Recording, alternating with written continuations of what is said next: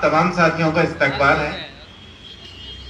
NEP पर बात शुरू करने से पहले दरअसल दो मामले हैं जिन पर आज मैं आप सबका ध्यान दिलाना चाहूंगा कि जो हमारा अभी एग्जिस्टिंग जो एजुकेशन का स्ट्रक्चर है उसमें क्या सब चल रहा है। आज का एक केस है, राजस्थान से एक न्यूज आई कि दक्षिणी राजस्थान का एक डिस्ट्रिक्ट है प्रतापगढ़, वहां पर कल पूरे दिन लगभग 150 से 200 आदिवासी लड़कियों ने अपने पूरे स्कूल को जो है ताला बंद करके बैठ गए। पूरे दिन भर वो अपने कर्मचारियों को अंदर लॉक किए और बाहर बैठे रहे। रात भर वो चला मामला। किसी तरीके से एसडीएम ने आकर के मामले की समझाइश की और उन बच्चियों को वापस भेजा। उन बच्चियों की मांग क्या थी? ये वो इलाका है जहां आदिवासियों की जनसंख्या पूरे उस डिस्ट्रिक्ट के हिसाब से देखें तो 70% से ज्यादा है। उस इलाके की मैं बात कर रहा हूं।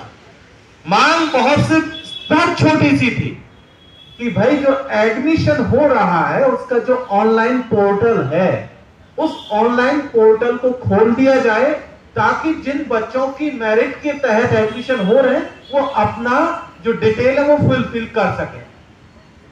पिछले वो पोर्टल 27 नवंबर से बंद है और आज 24 तारीख हो चुका है। लगभग 27 से 28 दिन का वक्त गुजर गया और वो लड़कियां अपने एडमिशन के लिए लड़ रही हैं।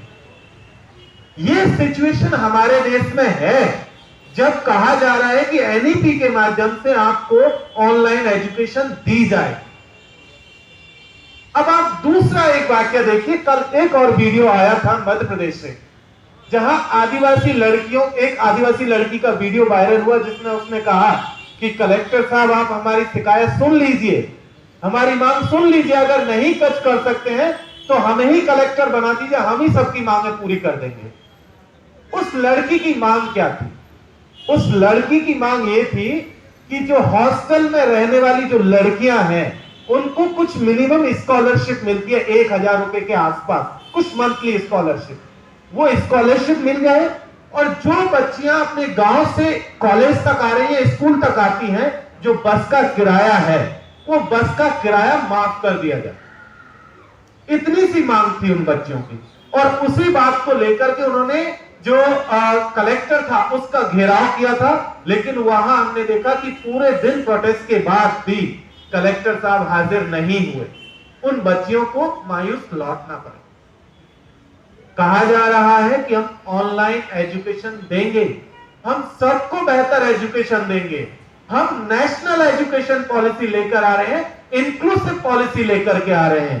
दरअसल ये पूरा का पूरा जो डॉक्यूमेंट है ये इंक्लूसिव कतई नहीं, ये एक्सक्लूसिव है।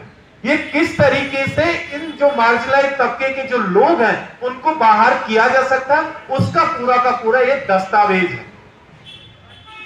आप समझिए कि उन इलाकों की, क्योंकि मैं आदिवासी तबके से आता हूं तो मैं उन्हीं तबकों पर ज्यादा फोकस करना चाहूंगा।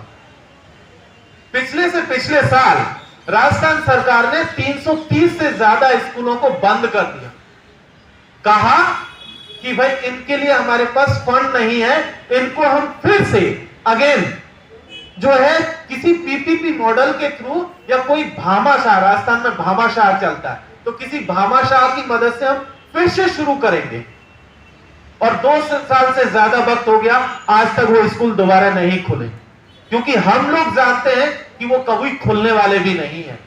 यही न्यू एजुकेशन पॉलिसी कहती है कि जो ऐसे संस्थान हैं जिनके लिए कोई फंडर नहीं होगा, कोई फंड नहीं देगा, उनको मर्जर, क्लोजर, टेक ओवर, ये तो इसी पॉलिसी का हिस्सा है। डॉक्यूमेंट कह रहा है कि भाई आप इस पॉलिसी के तहत इनकी जो संख्या है उसको आप लिमिट करिए, मर्जर कर सकते हैं, क्लोज कर सकते हैं या उनका टेक ओवर कर सकते हैं। आपकी न्यू एजुकेशन पॉलिसी कह रही है। तो इस तरीके की न्यू एजुकेशन पॉलिसी जो डिप्राइव्ड सेक्शन के लोग हैं, खास करके आदिवासी तबके के जो लोग हैं, उनके लिए बहुत खतरनाक होने जा रही है। आज की तारीख में जो सिचुएशन है इन आदिवासी इलाकों की देखेंगे तो पता चलेगा 2019 में सुप्रीम कोर्ट का एक वर्डिक्ट आया था और कहा था कि जिन आदिवासी कम्युनिटी के पास या इंडिविजुअल्स के पास अपनी जमीन का पट्टा नहीं है जिसमें वो रहते हैं, या जिस सामुदायिक जमीन पर वो खेती करते हैं या चरागाह की उनको वो जमीनें खाली करनी होंगी। और जब वो डेटा निकल करके आया, तमाम राज्य सरकारों ने डेटा दिया, तो कहा गया कि 1.5 करोड़ से ज्यादा आदिवासी ऐसे हैं जिनके पास फॉरेस्ट राइट एक्ट के तहत जो है जमीन पर पट्टे नहीं है। आप उन लोगों को कह रहे हैं जिनके पास आज की तारीख में अपना खुद का घर नहीं है, कब पुलिस आएगी, बुलडोजर चलाएगी, और उनके लिए आप कह रहे हैं कि आप आइए, पैसा दीजिए और एजुकेशन लीजिए, आप पैसा दीजिए, ऑनलाइन डिवाइसेस खरीदिए, आप पैसा दीजिए और इंटरनेट खरीद करके पढ़िए। आप उनको ये बता रहे हैं। आप किसको झूठ बोल रहे हैं? आप चाहते ही नहीं हैं। ये नेशनल एजुकेशन पॉलिसी के नाम पर दरअसल जो नया मार्केट ओपन करने की कोशिश हो रही है, जो नया इन्वेस्टमेंट जो यहां पर क्रिएट करने की कोशिश हो रही है, वही है कि जिसके पास पैसा होगा आप जाएंगे और दुकान की तरह जो है डिग्री लेकर के आ जाएंगे। आप समझिए कि आज की तारीख में जो स्कूलों में जो बच्चे आ रहे हैं, आदिवासी तबके के जो बच्चे हैं, उनका क्या कितनी हिस्सेदारी है? कितने लोग हैं जो प्राइमरी एजुकेशन के बाद बाहर हो जा रहे हैं, स्कूल एजुकेशन के बाद बाहर है। हायर एजुकेशन का रिप्रेजेंटेशन आपका 1% से कम है। और कहा जा रहा है कि आप 4 साल ग्रेजुएशन करेंगे, FYUP के तहत आपको ऑनर्स की डिग्री मिलेगी। आप मुझे बताइए कि अरबिक में डिप्लोमा करने के बाद या हिस्ट्री में सर्टिफिकेट के बाद कौन सी नौकरी मिलने जा रही है? या पर्शियन में आपको डिप्लोमा के बाद कौन सी नौकरी मिलने जा रही है?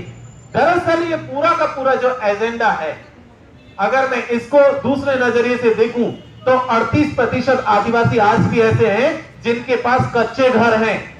16% से ज्यादा इस देश की आबादी ऐसी है जहां 0 से लेकर के 8 आवर्स के बीच में बिजली आती है लोगों के पास। आप उनको बता रहे हैं कि आप ऑनलाइन एजुकेशन लीजिए। 65% जो आपके मोबाइल या डिवाइसेज यूजर है वो मेल है, 35% यूजर्स फीमेल है।